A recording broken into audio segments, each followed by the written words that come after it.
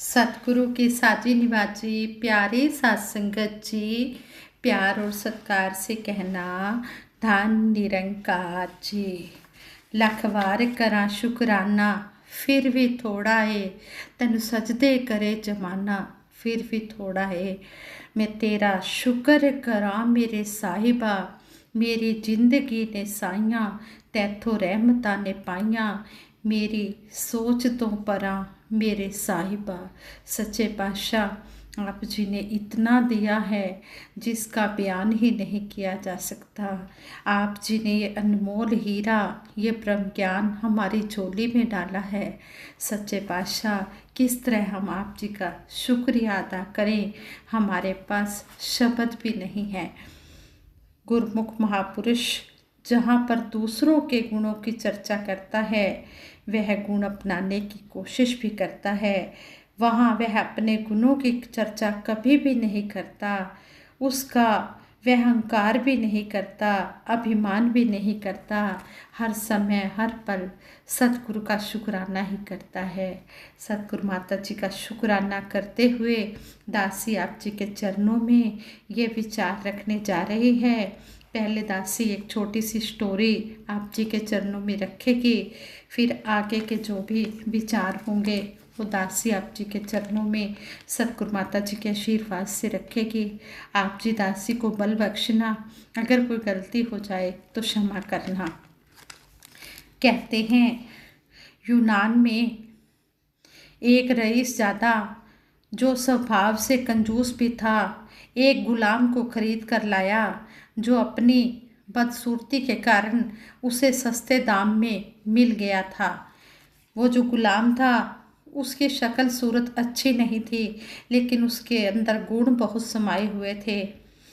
वो इंसान जब उस गुलाम को लेकर अपने घर पहुंचा तो उसे देखकर उसकी पत्नी क्रोधित हो गई। वह गुलाम, क्योंकि वह गुलाम एक आंख से काना था, दांत भी दो चार ही थे, पीठ पर कुप्पड़ निकला हुआ था। वह इसलिए नाराज हो गई कि ये कैसे गुलाम को आप खरीद कर ले आए हो। गुलाम ने धीरे धीरे घर का सारा कामकाज संभाल लिया। वह बर्तन मांजता, बच्चों को कहानियाँ सुनाता, मार्केट के काम भी करता और उस रईसजादे व उसकी पत्नी की सेवा भी करता। अब तो आलम यह था कि उस गुलाम के कारण उस रईस के घर में लोग इकट्ठा होने लगे। सभी की इच्छा यही रहती थी कि वो जो गुलाम है उससे अच्छी अच्छी बातें सुनी जाएं, अच्छी अच्छी कहानियाँ सुनी जाएं।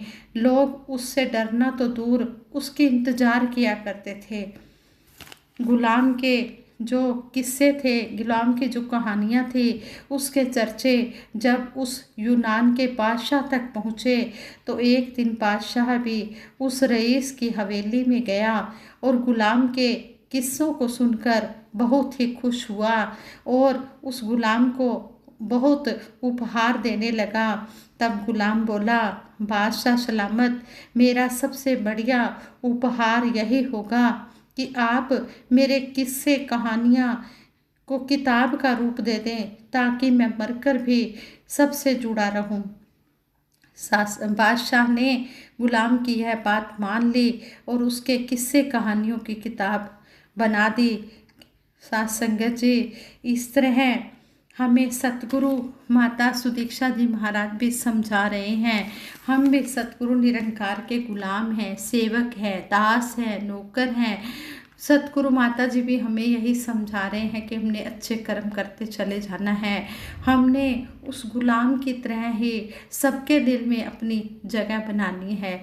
जगह कैसे बनेगी? प्यार से, मोहब्बत से। हमने हर एक दिल में हमने अपने आप को बसाना है। तभी जब हम हर एक दिल में बस जाएंगे, सबके दिल में फिर हमारे लिए प्यार होगा और फिर जब प्यार होगा तो सतगुरु निरंकार भी खुश होगा।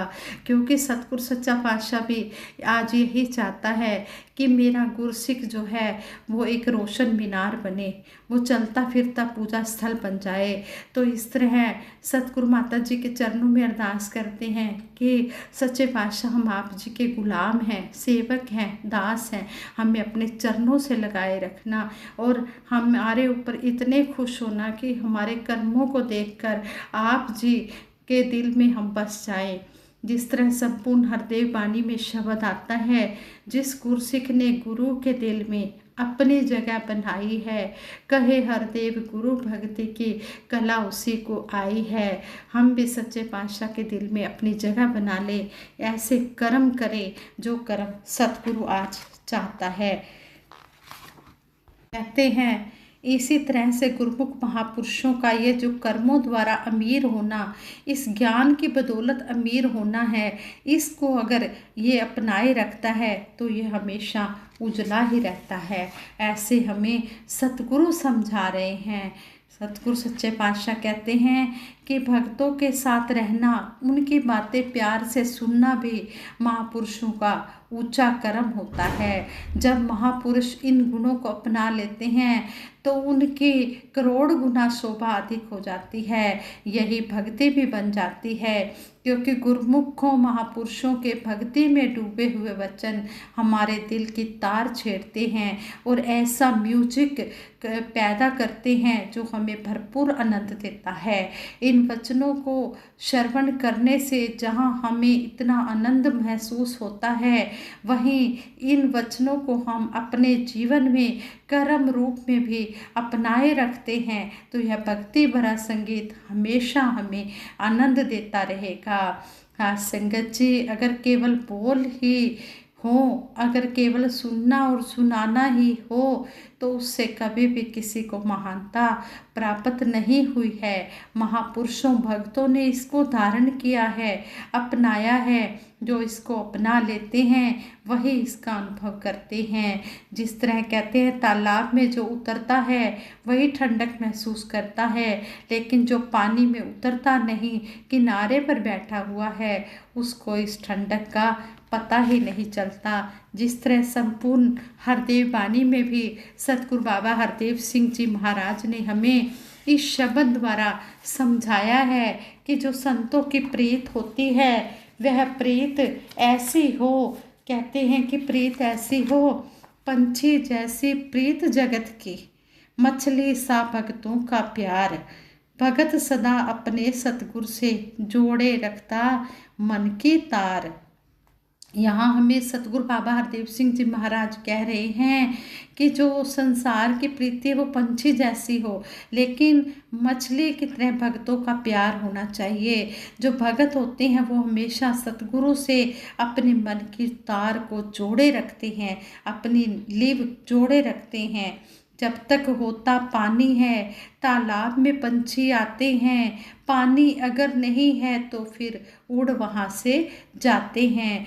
यहाँ भी हमें सतगुरु बाबा जी ने समझा दिया है कि जब तक तालाब में पानी होता है तो पंछी आते रहते हैं, अगर पानी नहीं होता तो फिर पंछी नहीं आते, फिर वहाँ से उड़ जाते हैं। मछली ने तालाब छोड़कर और कहाँ पर जाना है, पानी है या नहीं है उसका रहता वहीं ठिकाना है। यहाँ भी हमें सतगुरु बाबा जी ने समझाया है कि मछली तालाब छोड़कर कहाँ जाएगी, उसका तो वही ठिकाना है, चाहे वहाँ पर पानी हो या ना हो। लेकिन जो संसार की प्रीति है वो पंछी की तरह बताई है कि जिस तरह पंछी होता है, अगर वो देखता है पानी नहीं है तो वो उड़ जाता है, वह कहीं और जगह बना लेता है। लेकिन जो मछली होती है वो हमेशा अपना नाता तालाब से जोड़े रखती है।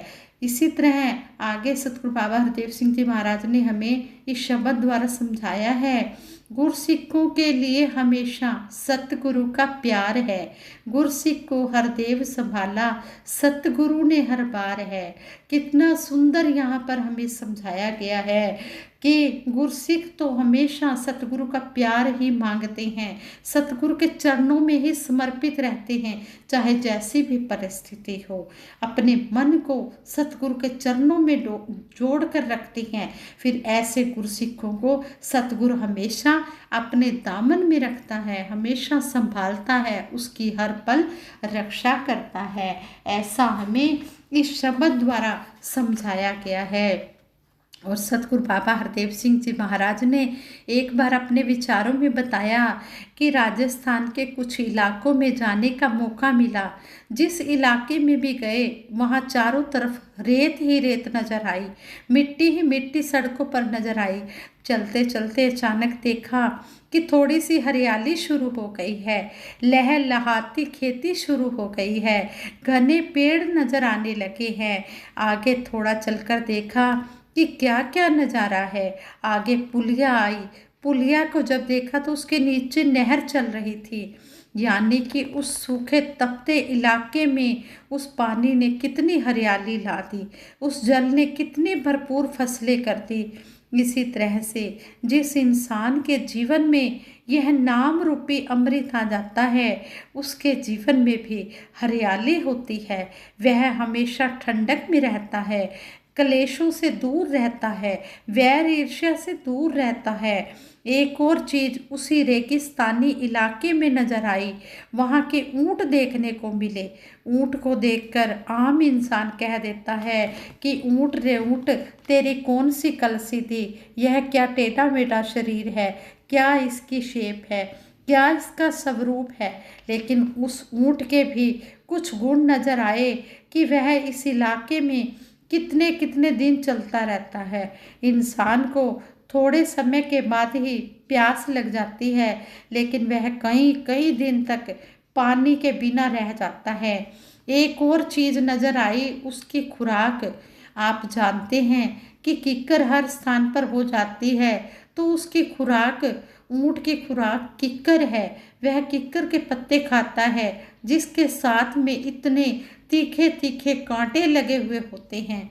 वह कांटों को भी साथ ही हड़प कर जाता है, कांटों को भी खा जाता है। यह देखकर मन में ख्याल आया कि महापुरुषों की भी ऐसी अवस्था होती है कि चाहे सुख आ जाए चाहे दुख आ जाए, उन्हें स्वीकार किए जाते हैं और इस निरंकार परमात्मा की रजा को मानकर आगे बढ़ते जाते हैं। ईसा मसीह की कहानियों में भी बताया गया है कि एक बार भोजन बहुत सीमित था, लेकिन खाने वाले अधिक थे। वहाँ पर बताया गया कि भोजन सबको प्राप्त हो गया और जितना भी उपलब्ध था उसी से सभी ने भोजन ग्रहण किया और सभी को संतुष्टि हुई। फिर एक दृष्टांत दिया गया कि हजरत ईसा मसीह जी नाव में बैठे हैं, साथ ही उनके पैरोकार बैठे हुए हैं। अचानक बहुत तेज हवा चलती है, तूफान आता है, सारे एकदम घबरा जाते हैं और इस दातार प्रभु से विश्वास हटा लेते हैं। वे बड़े ही डर जाते हैं। तो हजरत ईसा मसीह जी कहते हैं कि आपने पहले भी देखा, ऐसा ही देखा कि किस तरह से इस दातार ने लाज रखी, किस तरह से ये कार्य सिद्ध हुए। ये कुछ हवा चली है तो आप फिर घबराहट में आ गए हो। कहने का भाव कि भगत जब इस निरंकार को मन में बसा लेता है, इसके ऊपर पूर्ण विश्वास रखता है, तो डर नहीं लगता। साथ ही उन्होंने कहा कि एक सरसों के छोटे से बीज जितना विश्वास भी आप अगर अपने मन में रख लो तो तुम हाथों से पर्वत हटा सकते हो। हमें कर्म करते समय यह ध्यान अवश्य रखना है कि जैसा व्यवहार हम अपने साथ चाहते हैं, अपने लिए चाहते हैं, वैसा ही व्यवहार हमें दूसरों के साथ भी करना चाहिए। जैसा हम अपना सत्कार चाहते हैं, अपनी जुबान से दूसरे के लिए वैसा ही सत्कार निकलना चाहिए, दूसरे का उसी तरह मान होना चाहिए जैसा हम अपने लिए चाहते हैं। आज यही दातार के आगे अरदास है कि दातार ऐसी मेहर करे कि हर एक गुरमुख महापुरुष ऐसे रोशन मीनार बन जाए और इसी तरह अपना लोक सुखी परलोक सुहेला कर ले। कहते हैं कि जो संत महापुरुष होते हैं ये अपने मन को ज्ञान द्वारा दबा कर रखते हैं। कबीर जी ने भी कहा है कि जो महापुरुष होते हैं वो लाइट हाउस होते हैं, जो ज्ञान का प्रकाश प्रसारित करके सबको रास्ता दिखाया करते हैं। सच्चे पातशाह जिस तरह हमारा दातार के साथ आपने नाता जोड़ा है, इसी तरह हमारा मन भी इसके साथ जोड़ के रखना, क्योंकि मन अगर इसके साथ शुद्ध है, जुड़ा हुआ है, अगर मन इसके साथ जुड़ा हुआ है तो यह मन हर तरह से खिला रहता है, यह भक्ति का आनंद लेता है, फिर आनंद में ही अपना जीवन व्यतीत करता है। सच्चे पातशाह तू जितना भी दे वो भी भलाई में ही लगे, सुखदायक हो, यही आप जी के चरणों में अरदास करते हैं, यही मांग करते हैं। हे मेरे मन ओट लिया कर, रब दे कामिल बंदे दी, तन मंदन सब अर्पण कर दे, सोबत छड़ दे बंदे दी, निरंकार नू जान लिया ते शान दी पहचानीए, त्रैलोकी दा मालिक बनदा जेड़ा ब्रह्म ज्ञानी है। हाँ संगत जी, वो 3 लोगों का स्वामी बन जाता है जो ब्रह्म ज्ञानी होता है।